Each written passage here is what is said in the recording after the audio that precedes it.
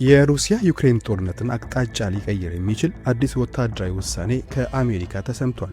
የአሜሪካው ፕሬዝዳንት ዶናልድ ትራምፕ በቱርክ በተካሄደው የኔቶ ጉባኤ ላይ ለዩክሬን እጅግ ውድ የሆነውን የፓትሪዮት ሚሳኤል መከላከያ ቴክኖሎጂን በሀገሯ ውስጥ በራሷ እንድታመርት ህጋዊ ፍቃድ ሰጥተዋል ለዩክሬን።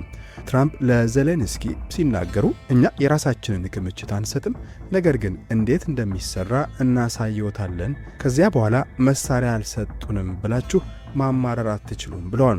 ይህ ውሳኔ ዩክሬን በየቀኑ ከሚዘንብባት የሩሲያ ባለስቲክ ሚሳኤል ራሷን ለመከላከል የነበራትን ከፍተኛ የአይነትና የክምችት እጥረት በዘላቂነት ለመቅረፍ ትልቅ ዕድል ይሰጣታል።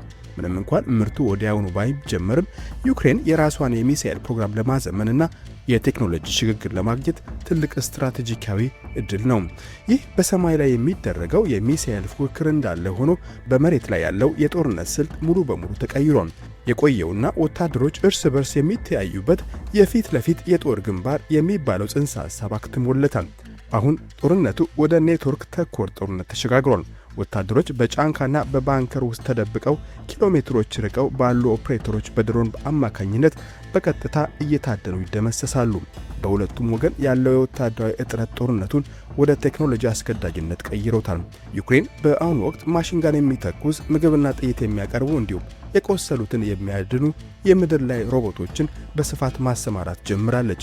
ከዚህም በላይ በኤአይ ወይም በአርቲፊሻል ኢንቴሊጀንስ የሚመሩ ድሮኖች የሩሲያን ወታደራዊ ተሽከርካሪዎች ያለ ሰው ጣልቃ ገብነት ለይተው ማጥቃት ጀምረዋል። ለመሆኑ የክሬምሊኑ መሪ ቭላድሚር ፑቲን ምላሽ ምን ይሁን? ሩሲያ በጦርነቱ መጀመሪያ ላይ የነበራት ትልቅ ስህተት የአየር መከላከያ ላይ ከማተኮር ይልቅ ውድ የሆኑ ሚሳኤሎችን በማምረት ላይ ብቻ ማተኮሯ ነው። በመሆኑም ከሩሲያ ግዙፍ ስፋት አንጻር የአየር መከላከያዋ አገሪቱን ሙሉ በሙሉ መጠበቅ አልቻለም። ሰሞኑን በሳይቤሪያ የሚገኘው ትልቁ የነዳጅ ማጠራቀሚያ በዩክሬን ድሮኖች ተመቶ መውደሙ የዚህ ማረጋገጫ ነው። ፕሬዝዳንት ዜሌንስኪ የመጨረሻው ድል በሰማይ ላይ ይወሰናል ቢሉም የሩሲያ መከላከያ ግን አሁንም በከፍተኛ ኃይል የመመለስ አቅም አለው። ሩሲያ በቅርቡ በወሰደችው አጸፋ ጥቃት በ68 ሚሳኤሎችና በ350 ድሮኖች ኪየቭን በመምታት ከፍተኛ ሰብአዊ ቀውስና ውድመት አደርሳለች። የፑቲን ቀጣይ ምላሽ የትራምፕን ውሳኔ ተከትሎ ወታደራዊ ጥቃቱን ይበልጥ ማጠናከርና የዩክሬንን የጦር መሳሪያ ማምረቻ ሊሆኑ የሚችሉ ቦታዎችን አስቀድሞ ማውደም ይሆናል።